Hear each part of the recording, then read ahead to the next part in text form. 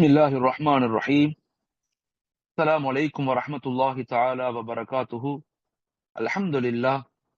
எல்லா புகழும் அல்லாஹ் ஒருவனுக்கே உரித்தாகட்டும். அவனுடைய அன்பும் சாந்தியும் சமாதானமும் நமது காத்தமுன் நபியீன் ஹஜரத் ரசூலுல்லாஹி ஸல்லல்லாஹு அலைஹி வஸல்லம் அவர்களின் மீதும் நம் அனைவர்கள் மீதும் உண்டாகட்டுமாக. ஆமீன். ஒரு சமூகத்தினுடைய கட்டமைப்பு, வளர்ச்சி அப்படிங்கிறது நம்ம எல்லாரும் சேர்ந்தாதான் உருவாக்க முடியும். அது திரும்ப திரும்ப அந்த மனநிலை மாற்றத்தை மக்களுக்கு மத்தியில அந்த விழிப்புணர்வை நம்ம ஏற்படுத்தி கொண்டே இருக்கணும். நம்மால முடியும், நம்ம அல்லாஹோட நம்மோட இணைந்து கொள்ளணும், குர்ஆனுடைய ஷரியத்தினுடைய வாழ்க்கையை பின்பற்றணும், எல்லா நிலையிலும் நபி ஸல்லல்லாஹு அலைஹி வஸல்லுடைய முஹப்பத் நமக்கு இருக்கணும், நாம் ஒரு இலக்கை நோக்கி பயணிக்க முடியும், நாம் ஒரு பலகீனமான சமூகம் அல்ல, நாம் ஒரு பலமான சமூகம் அப்படிங்கிற உணர்வுகளையும் விழிப்புணர்வுகளையும் மக்களுக்கு நாம் தொடர்படியாக கொடுக்க முயற்சிக்கணும். அது பயானாக மட்டும் அல்லாம ஒரு கருத்தியல் சார்ந்த விஷயங்களாக, அது முழுக்க முழுக்க ஐடியாலஜிக்கலாக ஒரு மனநிலை மாற்றமாக அதை கொண்டு வருவதை கொண்டுதான் அடுத்த தலைமுறையை நாம் சரியாக உருவாக்க முடியும். கடந்த 300 ஆண்டுகள்ல இல்லாத ஒரு பெரிய விழிப்புணர்வு இந்த 21ஆம் நூற்றாண்டுல இன்னைக்கு சமூகத்துல மாஷா அல்லாஹ் ஏற்பட்டிருக்குது. இந்த விழிப்புணர்வை நம்ம சரியாக பயன்படுத்தி ஒரு மைண்ட் செட் மாற்றத்தை நம்ம மேம்படுத்துறதுக்கு முயற்சி செய்யணும். அதுக்கு முதலாவதாக மிக முக்கியமாக ஒவ்வொரு மனிதர்களுடைய அந்த உணர்வுகளை நாம சரி செய்யணும். அவங்களுடைய எண்ணங்களை, அவங்களுடைய உணர்வுகளை, அவங்களுடைய பார்வைகளை, அவங்களுடைய சிந்தனைகளை நாம எப்படியெல்லாம் உருவாக்கி மேம்படுத்தணும். ஒரு சக்தி வாய்ந்த சமுதாயமாக நாம நம்மள மாற்றிக்கொள்ளணும். சக்தி வாய்ந்த சமுதாயமாக, மனிதராக, குடும்பமாக நம்ம மாறணும் அப்படின்னா முதல்ல நாம நம்மள பலப்படுத்தணும். முதல்ல நாம நம்மள ஜெயிக்கணும். நம்ம எல்லாருமே நமக்குள்ள 2 நிலைகள் இருக்குது. நமக்குள்ள 2 விதமான நிலைகள் இருக்கு. ஒன்னு இருக்குது பாசிட்டிவ் எனர்ஜி, இன்னொன்னு நெகட்டிவ் எனர்ஜி. நமக்குள்ள ஷைத்தானியத்தும் இருக்குது, நமக்குள்ள நப்தானியத்தும் இருக்குது, நமக்குள்ள ரூஹானியத்தும் இருக்குது, நமக்குள்ள எல்லாமே இருக்குது. நல்லவர்களும் நாம தான், நல்லது செய்வதும் நாம தான், தப்பு செய்வதும் நாம தான். கடந்த 2-3 வாரங்களாக நம்முடைய டாபிக்கை நீங்க பார்த்திருப்பீங்க. மனிதன் ஏன் தவறு செய்கிறான், மனிதன் ஏன் நோயாளியாக மாறுகிறான், இப்படி டாபிக்கை நம்ம பேசிக்கிட்டே வர்றோம். அந்த இஸ்லாமிய உளவியலுடைய மிக முக்கியமான ஒரு டாபிக் தான் நம்மை நாமே வெல்ல பழகணும், ஜெயிக்கணும். இதுக்கு ஒரு அற்புதமான ஹதீஸ் இருக்கு. ஹஜ்ரத் ரசூலுல்லாஹி ஸல்லல்லாஹு அலைஹி வஸல்லம் ஒரு இடத்துல உட்கார்ந்து இருக்கிறாங்க. சில சஹாபாக்கள் யுத்தங்கள் முடிஞ்சு வர்றாங்க. ஒரு பெரிய போருக்கு பிறகு ஒரு சந்திப்பு நிகழுது. சந்திப்பு நிகழும் போது ஹஜ்ரத் ரசூலுல்லாஹி ஸல்லல்லாஹு அலைஹி வஸல்லம் அந்த யுத்தத்தினுடைய நிகழ்வை பற்றி கேட்கிறாங்க. என்ன ஆச்சு, எப்படி என்ன பண்ணீங்க, எப்படி அந்த போர்ல இஸ்லாமிய மக்கள், முஸ்லிம்கள், சஹாபாக்கள் வெற்றி அடைஞ்சாங்க. நபி எல்லாத்த பத்தியும் கேட்கிறாங்க. ஒவ்வொரு நிகழ்வாக கேட்கிறாங்க. சில போர்கள்ல ஸல்லல்லாஹு அலைஹி வஸல்லம் கலந்து கொள்வாங்க. சில போர்கள்ல சஹாபாக்களை தலைவர்களாக ஆக்கி அனுப்பி வைப்பாங்க. அப்படி போர் முடிந்து வரும்போது ஒரு பெரிய மஷூரா நடக்குது. அந்த போரினுடைய கார்குசாரி, அதனுடைய நிலைகள், அதனுடைய சிஸ்டம், எங்க பலகீனம், எங்க பலம், எந்த இடத்துல நாங்க பலப்படுத்தணும், இதெல்லாம் ஒரு நபி strategical plan. After the winning, ஒரு வெற்றி அடைந்த பிறகு திரும்பி ஜெயிக்கணும்னா அந்த வெற்றியில நமக்கு ஏற்பட்ட பலகீனம், பலத்தை பத்தி டிஸ்கஷன் பண்றது, பேசுறாங்க. எல்லாத்தையும் சஹாபாக்கள் சொல்லிக்கிட்டே வர்றாங்க. சொல்லி முடிச்ச பிறகு நபி ஒரு வார்த்தை சொன்னாங்க. நீங்க சிறிய யுத்தங்கள்ல வெற்றி பெற்றுட்டீங்க, அடுத்து ஒரு பெரிய யுத்தம் இருக்குது அப்படின்னு சொன்னாங்க. உடனே சஹாபாக்கள் தனக்கு திரும்பி பார்த்துட்டு கேட்டாங்க, யா ரசூலல்லாஹ், இப்பதான் நாங்க ஒரு யுத்தத்திலிருந்து இருந்து வர்றோம், அடுத்த ஒரு யுத்தமா, அடுத்து நாங்க எங்களை தயார் செய்யணுமே, அடுத்த ஒரு யுத்தமா அப்படின்னு கேட்டாங்க. நபி சொன்னாங்க, இல்ல, அந்த யுத்தம் என்பது உங்களோடு நீங்கள் போராடுவது, உங்க நப்சோடு நீங்கள் போராடுவது. உங்களை நீங்களே வெற்றி கொள்வதை கொண்டு மட்டும்தான் உங்களால் அடுத்தவர்களை வெற்றி கொள்ள முடியும். If you control your self, you can control the world. நீ உன்னை கட்டுப்படுத்த பழகிவிட்டால் உன்னால் இந்த உலகத்தை கட்டுப்படுத்த முடியும்.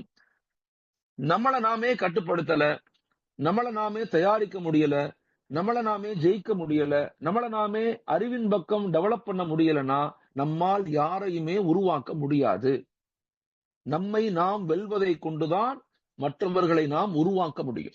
ரொம்ப முக்கியமான ஒரு பகுதி உளவியல்ல. நம்மளை நாம வெற்றி கொள்ளணும். அப்ப எப்படி எல்லாம் வெற்றி கொள்ளணும்? முதல் வெற்றி அப்படிங்கிறது உங்கள் மனதை வெற்றி கொள்ளுங்கள். ஃபர்ஸ்ட் விஷயம் அதான். முதல்ல நம்முடைய நப்சை வெற்றி கொள்ளணும். மனசுதான் எல்லாமே, எண்ணங்கள் தான் எல்லாமே. இந்த எண்ணங்கள் தான் வாழ்க்கையை வடிவமைக்கிறது. அந்த எண்ணங்கள் தான் நம்மள நல்லவர்கள், கெட்டவர்களாக, வெற்றியாளர்களாக, தோல்வியாளர்களாக, சிந்தனையாளர்களாக, இல்ல பாவிகளாக, தப்பு செய்யக்கூடியவங்களாக மாற்றுவது எல்லாமே எண்ணங்கள் தான். அதனாலதான் இன்னமல் அமாலு பின்னியாத் வ இன்னமா லிகுல்லி இம்ரிஇன் மா நவா. புகாரியுடைய முதல் ஹதீஸே இதுதான். ஹதீஸினுடைய மிக முக்கியமான பகுதி புகாரி ஷரீஃப். புகாரி கிதாபினுடைய முதல் ஹதீஸே இதான், எண்ணங்களை பற்றி தான். எண்ணங்கள் செயல்களை விட, வார்த்தைகளை விட, சிந்தனைகளை விட, எல்லா விதமான செயல்பாட்டுகளை விட எண்ணங்கள் வலிமை பெற்றது. அப்ப அந்த எண்ணங்களை நாம சரி செய்யணும். எண்ணங்கள் தான் நம்முடைய வாழ்க்கையை வடிவமைக்கும். அந்த எண்ணங்களை எப்படியெல்லாம் நாங்க பக்குவப்படுத்தணும். இப்ப மனிதன் செயல்களை கூட நம்ம தடுத்துடலாம், எண்ணங்களை தடுக்க முடியாது. எண்ணங்கள் ஏற்பட்டுக்கிட்டே இருக்கும். தீமையின் பக்கம் நம்மளை அழைச்சுக்கிட்டே இருக்கும். தவறான சிந்தனைகள், பொறாமைகள் எல்லாம் ஏற்படும். எல்லாமே நம்ம கொடுக்கும் அந்த எண்ணங்கள். ஆனா அதை கட்டுப்படுத்த பழகணும், அதை பண்படுத்த பழகணும். யார் எண்ணங்களை பண்படுத்த, கட்டுப்படுத்த பயிற்சி கொடுக்க பழகிட்டாங்களோ அவங்கதான் வெற்றி பெற்ற மக்களாக மாறுவாங்க. இன்னைக்கு மக்களுக்கு மத்தியில உடல் செயல்பாடு, உடல் வலிமை எல்லாம் குறைஞ்சு போய் இன்னைக்கு வெறுமன என்ன செயல்பாடு தான் அதிகமாயிருச்சு. அதனாலதான் மென்டல் ஹெல்த் டிசார்டர், மனநோய் ஏற்படுறது. அதனாலதான் ஸ்ட்ரெஸ் ஏற்படுறது. அதனாலதான் அனெக்சிட்டி, கோபம், எரிச்சல் எல்லாம் ஏற்படுறது. எல்லாமே எண்ணங்களை கொண்டுதான். அப்ப எண்ணங்களை எப்படி கட்டுப்படுத்தணும், பக்குவப்படுத்தணும்? நம்ம மனதை வெல்லணும். ஒவ்வொரு தப்பான சிந்தனை வரும்போது உடனே அதுக்கு நம்ம சொல்லணும், இல்ல அப்படி இல்ல, அப்படி நினைக்காத, அப்படி யோசிக்காத, அப்படி திங்க் பண்ணாத அப்படிங்கிற வார்த்தைகளை அதுக்கு நம்ம சொல்லிக்கிட்டே இருந்தா அது நம்மள எல்லா நிலையிலும் நம்ம பேசுறத கேட்கும். அது ஒரு கட்டுப்பாட்டுல இருக்கும். எப்ப நீங்க அதுகிட்ட பேசலையோ, டாக் ஒரு இன்னர் வாய்ஸ் சொல்லுவாங்க ஆங்கிலத்துல. உங்களோடு நீங்கள் பேசுறது, உங்க மனசோட நம்ம பேசணும். மனசோட நம்ம பேசணும். ஒரு இடத்துக்கு போறோம், ஒரு அழகான ஒரு ட்ரெஸ்ஸ பாக்குறோம், இல்ல ஒரு பேனாவை பாக்குறோம். உடனே இந்த பேனா எனக்கு வேணும், நம்ம எடுத்துட்டு போயிடலாமா, எடுத்துடலாமா, இவனுக்கு என்ன இது அப்படின்னு நம்ம நினைக்கிறோம். இல்ல உடனே சொல்லணும், இல்ல அப்படி கிடையாது, அப்படி நினைக்காத, இப்படி பார்க்காத, அப்படி சிந்திக்காத, தப்பு, அல்லாஹ் தடுத்து இருக்கிறான் அப்படிங்கிற ஒரு வார்த்தைய நீங்க நப்சிட்ட சொல்லிட்டீங்கன்னா அது உங்க கட்டுப்பாட்டுல இருக்குன்னு அர்த்தம். எப்ப அது நினைக்கிறதெல்லாம் விட்டுக்கிட்டே இருக்கீங்களோ, மனம் போன போக்குல நீங்க போக ஆரம்பிக்கிறீங்களோ, அதனுடைய வழிமுறை அது நரகத்தினுடைய வாசல்ல கொண்டு போய் வற்றும். இது முதல் நிலை. ரெண்டாவது, உங்களை வெல்லணும் அப்படின்னா நீங்க வெல்ல வேண்டியது உங்கள் உணர்ச்சிகளை வெல்லணும். எல்லாத்துக்கும் உணர்ச்சி. இன்னைக்கு சமூகத்தினுடைய பெரிய ப்ராப்ளமே என்னன்னா உணர்ச்சிகள் தான். இன்னைக்கு மீடியாக்கள், சோசியல் மீடியாக்கள், படங்கள், வெப் சீரியஸ், அரசியல்வாதிகள் எல்லாமே மனிதர்களுடைய உணர்ச்சியை டச் பண்ணி தான் அவன் தன் அடிமையாக மாற்றிக் கொண்டிருக்கிறான். ரொமான்டிக்கா இருக்கிறது, ரொம்ப அப்படியே உணர்ச்சி வசப்படுறது, இதெல்லாம் இருக்கக்கூடாது. சமநிலையை பேண ஆரம்பிக்கணும். சமநிலை. எது நடந்தாலும் லா ஹவ்ல வலா குவத்த இல்லா பில்லா. உணர்ச்சி வசப்படக்கூடாது. அல்லாஹ்ட்ட மட்டும்தான் உணர்ச்சி வசப்படணும். மனிதர்கள்ட்ட அறிவு வசப்படணும். உணர்ச்சி வசப்படக்கூடாது. உணர்ச்சி வசப்பட்டோம்னா ஏமாந்துருவோம். உணர்ச்சி வசப்பட்டோம்னா சைத்தானுக்கு அடிமையா மாறிடுவோம். மனிதனுடைய அதிகாரங்களை பார்த்து பயந்து போயிருவோம். உணர்ச்சி வசப்படக்கூடாது. நான் சொல்றது எந்த அளவுக்கு உங்களுக்கு புரியுதுன்னு தெரியல. உணர்வுகளை கட்டுப்படுத்த பழகணும். உணர்வுகளை கட்டுப்படுத்தணும். எல்லாமே சக்தி, அமைதி, நிதானமா இருக்கணும். எல்லா நிலையிலையுமே வேற யாரும் உங்களை ஆள்வதற்கு அனுமதிக்க கூடாது. எது உண்மையோ அதன் மீது பயணிக்கணும். தப்பான ஒரு விஷயத்தை நம்மள்ட்ட புகுத்தி தப்பான சிந்தனைகளை நம்ம கொண்டு வரக்கூடாது. இந்த உணர்வுகளை கட்டுப்படுத்தி தெரிஞ்சுக்கிட்டா நம்ம வென்றலாம். இது ரெண்டாவது. மூணாவது, நம்முடைய உடலை நாம் வெல்லணும். நம்முடைய பாடியை நம்ம வெல்லணும். உடல் பயிற்சி செய்யணும். எல்லா நிலையிலையுமே ரன்னிங் போறது, ஜாக்கிங் போறது, சாப்பிட்டு உடனே படுக்க கூடாது. சாய சொல்லும்.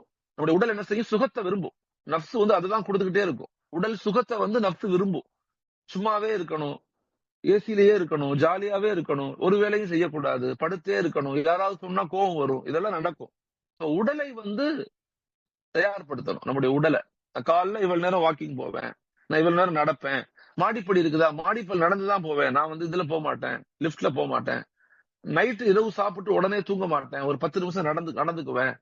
இது எல்லாமே உடல் பயிற்சியினுடைய அடிப்படை. உடலை எப்பயுமே ஸ்ட்ராங்கா வச்சுக்கணும்.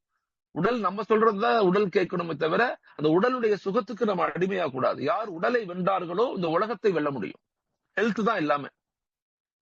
Everything is health. ஹெல்த் இல்லைன்னா எதுவுமே கிடையாது. 4வது, உங்கள் நேரத்தை வெல்லுங்கள். 4வது, நீங்க வெல்ல வேண்டியது உங்களை நீங்கள் வெல்லணும் அப்படின்னா உங்க நேரத்தை, உங்களுக்கு கொடுக்கப்பட்ட நேரங்களை சரியா பயன்படுத்த தெரியணும். அந்த நேரங்களை சரியா ஒரு நாளைக்கு நம்முடைய நேரங்களை எப்படியெல்லாம் வச்சுக்கணும். நம்ம ஒரு ஸ்பீச் கொடுத்துருக்கோம். யாருக்கு எவ்வளவு நேரம் கொடுக்கணும், நம்முடைய வாழ்க்கையில 8 பகுதியா பிரிச்சுக்கிறோம். 8 மணி நேரம் தூங்கணும், 8 மணி நேரம் உழைக்கணும், மீதி உள்ள 8 மணி நேரத்தை 2 பிரிக்கணும். 2 2 2 2 4 2 பிரிக்கணும். 2 மணி நேரம் தொழுகை இபாதத்துகளுக்கு கொடுக்கணும், 2 மணி நேரம் உடற்பயிற்சி கொடுக்கணும், 2 மணி நேரம் உறவுகளுக்கு கொடுக்கணும், 2 மணி நேரம் நம்முடைய அறிவுக்கு கொடுக்கணும். நேரங்களை சமநிலைப்படுத்த தெரியணும். நேரங்களை சமநிலைப்படுத்தினாதான் இதுல 1-2 விஷயங்கள் மாற்றம் அடையலாம். ஆனா முயற்சி செஞ்சுக்கிட்டே இருக்கணும். எனி சர்க்கம்டன்ஸ் நாட் 100% பர்ஃபெக்ட் அப்படிங்கிற ஒரு ரூல்ஸ் இருக்குது. இங்க எந்த நிலையும் 100% அடைய முடியாது. அல்லாஹ்வை தவிர எல்லாருமே நம்ம பலகீனமானவங்க தான். யாருமே 100% அடைய முடியாது. ஆனா விஷயம் என்னன்னு சொன்னா அந்த 100%க்குண்டான முயற்சிகள்ல இருந்துகிட்டே இருக்கணும். முயற்சிகள்ல இருந்துகிட்டே இருந்தா வாய்ப்புகள் கொடுக்கப்பட்டுக்கிட்டே இருக்கும். முயற்சியே இல்லாம வந்துட்டா பலகீனம் அடைஞ்சிரும். அப்ப நேரத்தை வெல்றது முக்கியமானது. ட்ரெயினுக்கு போறோம்னா அந்த ட்ரெயினுக்கு எப்படி 5-10 நிமிஷம் முன்னாடி போறோம் அப்படி எல்லா விஷயங்கள்லயுமே அந்த நேரங்களை சரியா நம்ம பயன்படுத்தணும். எவ்வளவு நேரம் படிக்கணும், எவ்வளவு நேரம் உடற்பயிற்சி செய்யணும், எவ்வளவு நேரம் மனைவி மக்களுக்கு கொடுக்கணும். இது ஒரு கால்குலேஷன் லைஃப்னு அல்ல. லைஃப அப்படி மாத்திக்கணும். அப்படி இருந்தா மட்டும்தான் நம்ம சரியா பயணிக்க முடியும். 5வது, உங்கள் பழக்கங்களை வெல்லணும். ஹாபிட்ஸ். நம்முடைய ஹாபிட்ஸை வெல்லணும். நம்முடைய பழக்க வழக்கங்கள் ரொம்ப முக்கியமானது. நம்முடைய எண்ணங்கள் தான் உணர்வுகளா மாறும், உணர்வுகள் தான் செயல்களா மாறும், செயல்கள் தான் பழக்கங்களா மாறும். அப்ப எல்லா நிலையிலும் சிறிய சிறிய நல்ல பழக்கங்களை ஒவ்வொரு நாளும் உருவாக்க முயற்சிக்கணும். நான் ஒரு நாளைக்கு ஒரு சிறிய ஒரு நெல்லிக்காய் டெய்லி சாப்பிடுவேன். உதாரணமா என் பழக்கமா இருக்கும். நான் டீ சாப்பிடுறத குறைச்சிக்கிட்டேன். 2 டீ தான் குடிப்பேன். இது என் பழக்கம். சில பேருக்கு பழக்கத்தை பழக்கங்களுக்கு அடிமையா மாறிடக்கூடாது. எந்த தவறான பழக்கங்களுக்கும் நாம் அடிமையாக மாறிடக்கூடாது. நீங்க பழக்கங்களுக்கு அடிமையா மாறிட்டீங்கன்னா அதுல இருந்து வெளிவர முடியாது. ரொம்ப பெரிய கஷ்டம். அதுல போராடி போராடி போராடி மன அழுத்தம் ஏற்படும். எந்த கெட்ட பழக்கத்தையும் குழந்தைகளுக்கு நம்ம பழகிடக்கூடாது. சில பேர் காபி குடிச்சாதான் பாத்ரூம் போவாங்க. இது பழக்கமா ஆக்கியிருப்பாங்க. காபி குடிக்கல, டீ குடிக்கலன்னா தலைவலி வந்துடும் அப்படிங்கிற மனநிலைக்கு அவங்க பழக்கப்படுத்திட்டாங்க. எந்த பழக்கங்களையும் என்ன செஞ்சிடக்கூடாது. நீங்க வெல்லணும். உங்க கண்ட்ரோல்ல தான் எல்லா ஹாபிட்ஸ், ஆதத்துகளும் உங்களுடைய செயல்முறைகளும் இருக்கணுமே தவிர எதுவுமே உங்களை இயக்கக்கூடாது. நாம தான் எல்லாத்தையும் இயக்கணும். நம்ம தான் ஹலீஃபா. அல்லாஹ் நம்மளதான் ஹலீஃபாவை படைச்சிருக்கிறான். இந்த உலகமோ, இந்த உலகத்தினுடைய மோகங்களோ, இந்த ஆசை பாசங்களோ, இங்க இருக்கக்கூடிய மற்றவங்களோ நம்மளை இயக்கக்கூடாது. நாம தான் நம்மளை இயக்கணும். நாம தான் மற்றதை இயக்கணும். இது 1% மக்களாலதான் முடியும். இது பயிற்சி எடுக்கணும். முஸ்லிம்கள் நாம, இஸ்லாமிய சமூகம் நாம இந்த விஷயத்தின் மீது ரொம்ப ஆழமா பயிற்சி எடுக்கணும். நம்முடைய ஜெனரேஷன் அந்த பயிற்சியின் மீது தயாரிக்கணும். சிறு சிறு பழக்கங்களை நம்ம உருவாக்கணும். சின்ன சின்ன பழக்கங்களை உருவாக்கிக்கிட்டே வரணும். நம்ம 6வது, உங்கள் கவனத்தை வெல்லுங்கள். அட்டென்ஷன். இத பத்தி நிறைய நம்ம பேசியிருக்கிறோம். நம்முடைய இந்த டாபிக்ஸ்ல நிறைய விஷயங்கள் கவனத்தை பத்தியே பேசியிருக்கோம். ஒரு டாபிக்ல கவனமே ஒரு வெற்றின்னு ஒரு டாபிக்ல பேசியிருக்கிறோம். கவனம் தான் எல்லாமே. இப்ப நம்ம சமூகத்துல இல்லாத ஒரு பெரிய பலகீனம் என்னன்னா கவனம் தான். அட்டென்ஷன் கிடையாது. குளிக்கும் போது சாப்பிடுறத யோசிக்கிறது, சாப்பிடும் போது ஆபீஸை யோசிக்கிறது, ஆபீஸ்ல உட்கார்ந்துட்டு வீட்டை யோசிக்கிறது, வீட்டுக்கு போயிட்டு கடையை யோசிக்கிறது, இப்படி மாத்தி மாத்தி மாத்தி மாத்தி யோசிக்கிறது. எதை வேலையை செய்யறோமோ அந்த வேலையில கவனமாக நம்ம இல்ல. அதனாலதான் மார்க்கம் என்ன சொல்லுதுன்னா, ஒரு வேலையை செய்யும் போது நான் அல்லாஹ்வுக்காக செய்யறேன், பிஸ்மி சொல்லி ஆரம்பிக்கிறது. அந்த வேலையை செஞ்சுக்கிட்டு இருக்கும் போது நான் அல்லாஹ் உனக்காக செய்யறேங்கிற உணர்வை கொண்டு வர்றது. அந்த வேலையை செஞ்சு முடிச்ச பிறகு ஷுக்குர் செய்யறது, அல்லாஹ்வுக்கு நன்றி செலுத்துறது. இதுதான் கவனத்தினுடைய அடிப்படை. அவ்வளவுதான். அதான் கவனம். ஒவ்வொரு வேலையை ஆரம்பிக்கும் போது துவாக்கள் செய்து ஆரம்பிப்பதுதான் கவனத்தினுடைய அடிப்படை. அதுதான் நபி நம்ம கற்றுக் கொடுத்திருக்காங்க. அந்த கவனம் நம்மள்ட்ட வந்துருச்சுன்னா உணர்வுகள் சரியாக இருக்கும். எதுலையும் மாட்டிக்க மாட்டோம், தப்பு செய்ய மாட்டோம். நம்முடைய எல்லா தவறுகளுடைய விளைவுகளை காரணமே கவனக்குறைவு தானே. மேக்சிமம் கவனக்குறைவு தான். அந்த கவனக்குறைவினுடைய காரணம் என்ன? துவாக்களை கொண்டு, பிஸ்மியை கொண்டு ஆரம்பிக்காம செய்யறது. அப்ப துவாக்கள், பிஸ்மி, அல்லாஹ் பேரை சொல்லி ஆரம்பிக்கிறதுங்கிறது கவனத்தை குவிக்கிறது, கவன குவிப்பு உருவாக்குறது. இது ஒரு பயிற்சி முறை. போக்கஸ் எப்படி டெவலப் பண்ணலாம், அப்படிங்கிறது மிக முக்கியமானது. அப்ப 6வது நீங்க உங்களை வெல்லணும்னா உங்கள் கவனத்தை வெல்லணும். கவனம் எங்க போகுது? உங்க வாழ்க்கை எங்க போய்கிட்டு இருக்குது? நான் சரியா இருக்கனா? குறிக்கோளை நினைச்சிருக்கிறானா? என் இலக்கு சரியாக இருக்குதா? என் மனைவிட்ட கட்ட நடந்துக்கிறேன்னா? என் பிள்ளைங்க எப்படி வளர்றாங்க? என் ஆபீஸ் எப்படி இருக்கு? என்னுடைய எம்ப்ளாயிஸ் எப்படி இருக்கிறாங்க? அப்படிங்கறத நீங்க ஒரு 5 நிமிடங்கள் தனிமையில உட்கார்ந்து எழுதி பார்க்கணும். யோசிச்சு பார்க்கணும். என் பிள்ளைய கரெக்டா படிச்சுக்கிட்டு இருக்காங்களா? என் பிள்ளைய நான் என்னவாக்க போறேன்? அல்லாட்ட நான் அந்த பிள்ளைக்கு துவா செஞ்சனா? இதெல்லாம் ஒரு மனிதனுடைய கவன குவிப்புகள், போக்கசிங் சிஸ்டம். இந்த கவன குவிப்பு சமுதாயத்துக்கு நம்ம கொடுத்துக்கிட்டே இருக்கணும். 7வது உங்கள் தரத்தை வெல்லுங்கள். உங்கள் தரம் அப்படிங்கிறது உங்களுடைய தகுதி என்ன இருக்குது? இன்னைக்குள்ள தகுதியை விட என் தகுதி நாளைக்கு கூடிருச்சா அப்படிங்கறத செக் பண்ணுங்க. அறிவு ஒரு தகுதி, உங்களுடைய பொருளாதாரம் ஒரு தகுதி, உங்களுடைய உழைப்பு ஒரு தகுதி, எல்லாமே தகுதிகள். தகுதிகள் உங்களுக்கு இன்க்ரீஸ் ஆகுதா அப்படிங்கறத நீங்க கவனப்படணும். தகுதியை டெவலப் பண்ணணும். இவ பார்த்தாலும் ஒரே மாதிரி இருக்கிறது, அப்படி இருக்கக்கூடாது.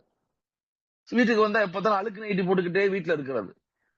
கணவர் வீட்டுக்கு வந்தோடனே அவர் புறாட்ட பேசாமே இருக்கிறது. இதெல்லாம் தகுதியை வளர்த்துக்கணும். ஒவ்வொரு நாளும் எங்களை ஒரு நிலையிலிருந்து அடுத்த நிலைக்கு உருவாக்கணும்.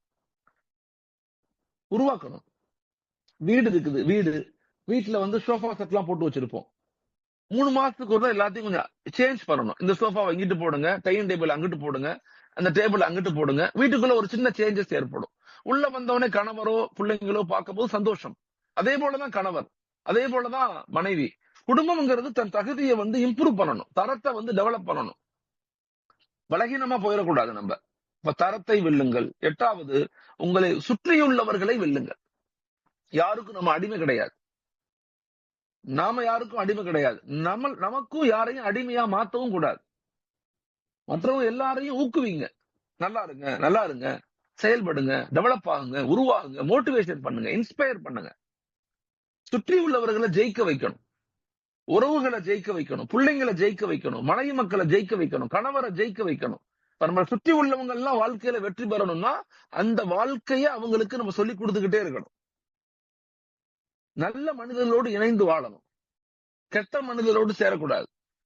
மனிதன் ஏன் தவறு செய்கிறான் அப்படிங்கிற டாபிக்க போன வாரம் நம்ம பேசணும். நிறைய பேர் எனக்கு கால் பண்ணி மாஷா அல்லாஹ் ரொம்ப இன்ஸ்பயரா பேசினாங்க. அப்ப நம்ம சுற்றி உள்ளவங்களை எப்படி வெற்றி பெற வைக்கிறது? 9வது உங்கள் வாழ்க்கையின் நோக்கத்தை வெல்லுங்கள். முன்னாடியே நான் சொல்லியிருக்கிறேன், லைஃப்ல நமக்கு 2 பகுதி இருக்குது.